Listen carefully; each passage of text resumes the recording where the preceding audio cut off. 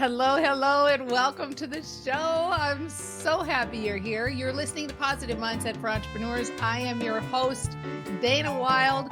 This is the show where you discover how to leverage the power of mindset and build your business faster. Oh, yeah, we love that, don't we?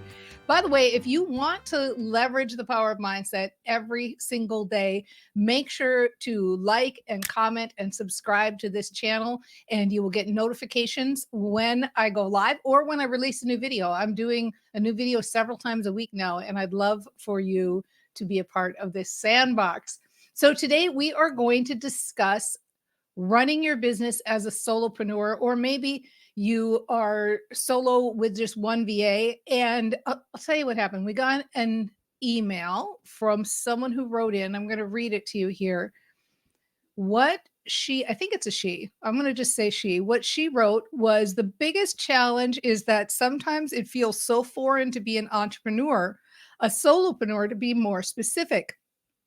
Coming from a corporate background and doing everything by yourself and not having a team of support and allies sometimes makes it seem like it's the wrong path. I can totally understand, and I know how that feels. And just as a side note, part of the reason why I founded the Positive Mindset Entrepreneurs Club is I think there are a lot of entrepreneurs out there who feel this way. I always have this visual of, like, we're sitting in some dark room with this light from the laptop hitting our face, and we're trying to, like, scratch our heads and figure out what's the next thing to do. And so if you'd like information on the PME Club, please do look for the link in the description, because it is a way where you don't have to feel so alone. You can be with other entrepreneurs, and not just any entrepreneurs who are going to yell action, action, action at you, but entrepreneurs who really get the power of positive mindset. So having said that, even so, the important thing I like to think about whenever I'm butting up against something that I'm not happy with, or that I maybe don't like, or I'm feeling uncomfortable with, is to remember that there are always multiple sides to every situation. You know, we were raised with that idea that there are two sides, but really there are multiple sides, aren't they, to every situation. And anytime anything happens, I like to ask myself the question, what's the benefit of this? Or what's the good of this? Because, as you know, I'm sure you've heard me say more than once or twice, that it's not really what we do or don't do in our businesses. It's the story we're telling about what we do or don't do. And the same phrase goes for situations.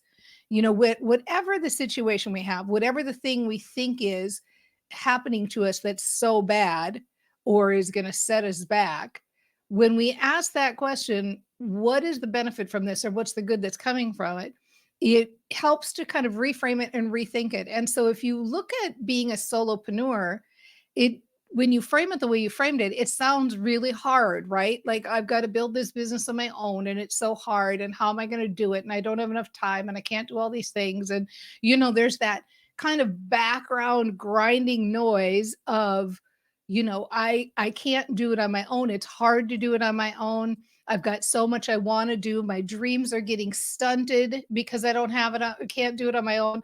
Oh, like, you can just feel the pain of that, can't you? Like, it makes me just so sad to think that story. And that's the point, isn't it? When we're brain trainers and we start to notice that the thoughts we think generate emotions, and those emotions give us different options, and we make different choices based on those emotions. So when you're thinking thoughts that make you sad, like those thoughts just made me sad, when you're thinking thoughts that are negative or bring you down, you constrict the creative pathways in your brain. You have access to fewer choices, fewer ideas. You make decisions from a place of sadness rather than from a place of joy or happiness or hopefulness or whatever. So this is the beauty of being a brain trainer. We really get that connection.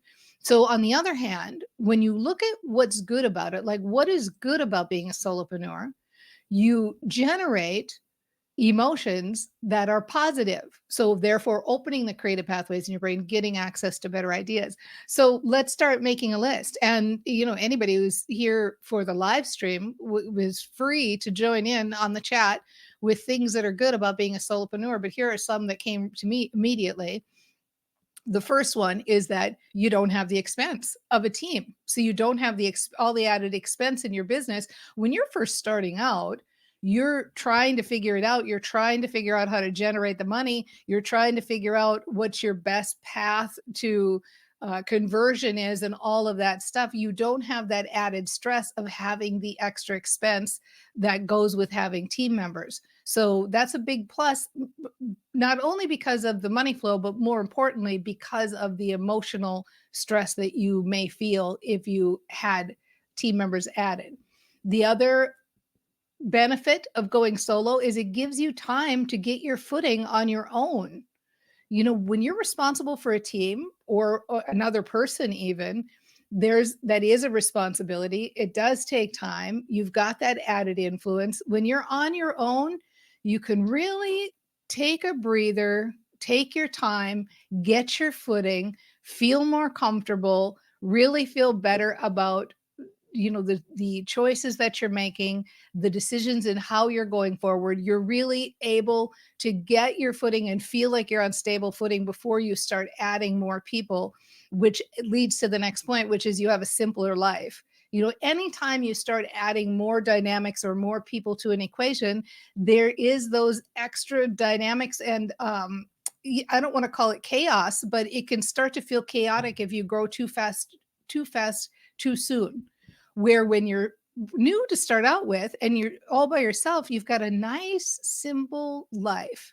And you can just take it easy, take your time, have that simple life, and add those elements that are going to increase the momentum more slowly. Finally, and this is my favorite reason for being solo to start out with, especially, but for as long as you can, be a solopreneur. The biggest benefit is that it forces you to focus on the things that really, really move the needle and that really need to be done, the things that are really making you money. I can't tell you how many times I have looked and assessed the different team members that I've had and realized like at one time was paying somebody as a full-time social media person on the team. And I don't think that brought anything in, didn't move the needle at all. But in my mind, it was like, oh, well, we have to do this or we have to have this, right? And so many times, if you were just adding team members randomly and have all of these abilities to do all sorts of things, you try to do it all. And as we know from being in this sandbox, doing it all isn't what makes you successful. Thinking differently is what makes you successful. So when you are a solopreneur, you really hone in and you really say, okay, I am going to do this one thing and I'm going to do it really well and I'm going to train my brain around it. I'm going to move the needle with this strategy that I've decided. I'm going to use this tactic, this strategy, and I'm going to be successful using that. As opposed to, I'm going to try to do everything, because you can do everything when you've got a lot of help to do it. So I think just in the sheer ability to manage your time, manage your energy, manage your focus on how you're using your marketing, there is so much to be said for for being a solopreneur. And we have somebody here who's live, Teresa, I'm going to give you a shout out, who says, and you don't have to manage anybody else's emotions either. So talk about managing your time, managing your focus, managing other people's emotions. You only have to manage your emotions. Like really, there's a lot to be said for being a solopreneur. And so when you're thinking of the positive that comes from it, you are now more likely to tell a different story. So I want to repeat what I said before, which is it's not what you do or don't do that matters. What matters is the story that you're telling. So in the past, you're telling a story like it's a bad thing to be a solopreneur. Well, what if It's a good thing to be a solopreneur. How can you shift that story and tell a different story? And by the way, side note, remember you can do this for everything. So let's say you've got this FOMO thing that's going, you should be on TikTok, you should be on TikTok, right?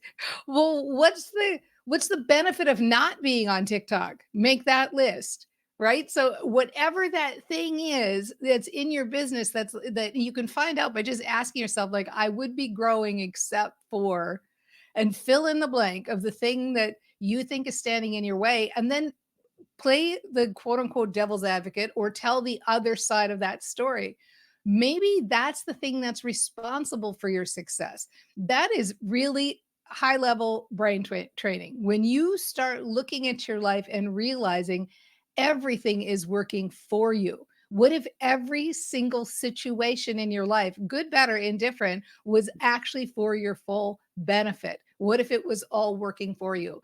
That is the best way to be living, in that kind of positive momentum. Because when you tell that different story, you get a different result because you get access to a better brain. You get the stuff done that's on your list faster because you're feeling better. You've got that positive momentum. It's just 1,000 times better all the way around.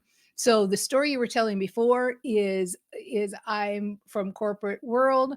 I am used to collaborating. I'm used to having this big team. The new story is, well, what's good about being a solopreneur? And so you start that little quiet story in the back of your mind. And that little quiet story in the back of your mind, it sounds like, I'm I get what Dana's saying. Actually, I prefer to start every single news story with Dana's right. So so if you want, you can just have that one. Dana's right. Dana's right.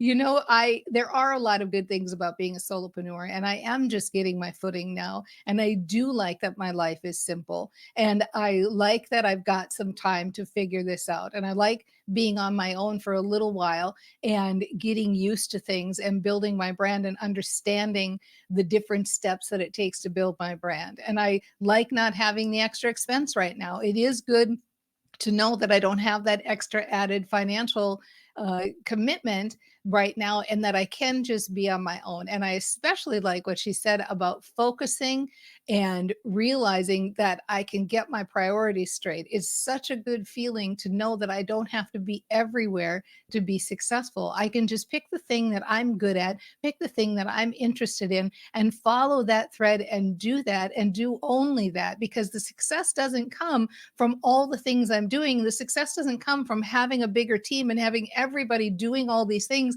and creating a bunch of chaos for myself. Success comes from the way I think, and all good things will unfold in perfect timing. If I am meant to add a team member or two or three and continue to grow, I will know when it's time to do that. And in the meantime, I know that my success comes from training my brain and feeling good. My success comes from the story I'm telling. My success comes from allowing my positive feelings to flow and positive momentum to continue. And I love the idea that I can do this on my own and that it's possible to build a fantastic business all by myself, because I'm focused, I'm relaxed, I'm training my brain, I'm telling the good story, and I'm on my way. Tell that story and feel the positive emotional shift as you do it. So either way, whatever you decide, if you decide to add a team member, if you don't decide to add a team member, whatever you decide to do, you've totally got this.